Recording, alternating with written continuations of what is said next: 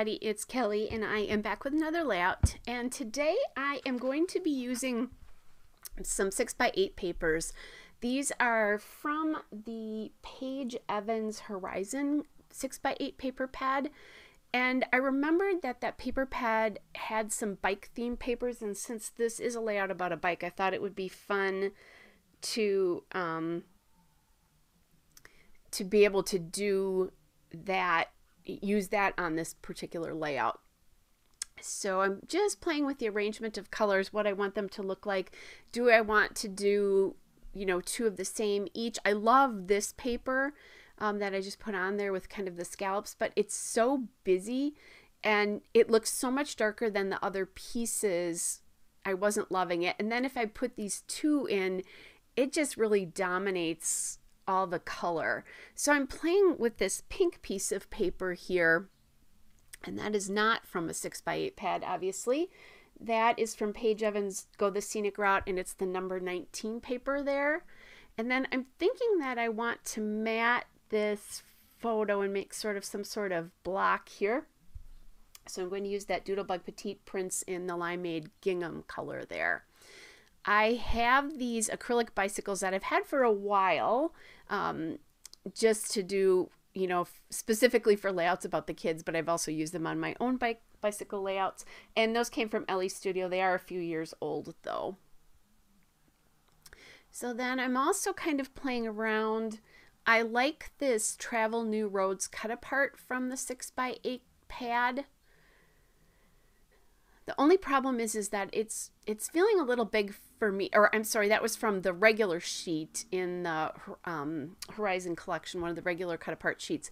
But in the 6x8 pads, they have a smaller one, so I'm liking that a little bit better. So I will try to figure out how to do that. Just playing with some of the cut apart pieces here. And then here's this sticker. I like that particular sticker. That came from the Horizon sticker sheet. So now I'm going to get these pieces mounted on here. I did decide I like the pink, so I'm going to go with that. I did sort of base this on a class that I was taking from Shamel, and it's her color class, and I didn't use the sort of color theme idea, but I was using one of the other principles that she was teaching. So I don't want to obviously talk about that, but definitely the color class is a wonderful class. You can go to her website, which is shamel.com. I recommend any of her classes. I've taken lots of them and they've all been wonderful.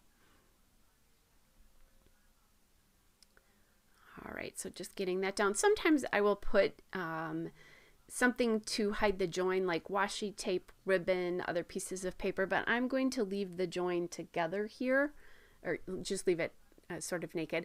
So then I decided to play and maybe put that Travel New Roads piece up at the top left there. And I like the idea of that bicycle maybe on the bottom right. It just felt a little weird with it traveling to the left. That's one of the things that, you know, sticker wise, I wanted traveling it into the layout, so it needs to be on the right side of the layout because it's facing left. So now I'm thinking about trying to find some journaling elements here, and I found that tag. That tag came from the Horizon ephemera. So I'm just having a hard time figuring out where to put this bike. I promise I'll figure it out in the end. So I'm also needing to kind of figure that out because I need to know how, how big to make the photo block there. So now I'm playing with that bike.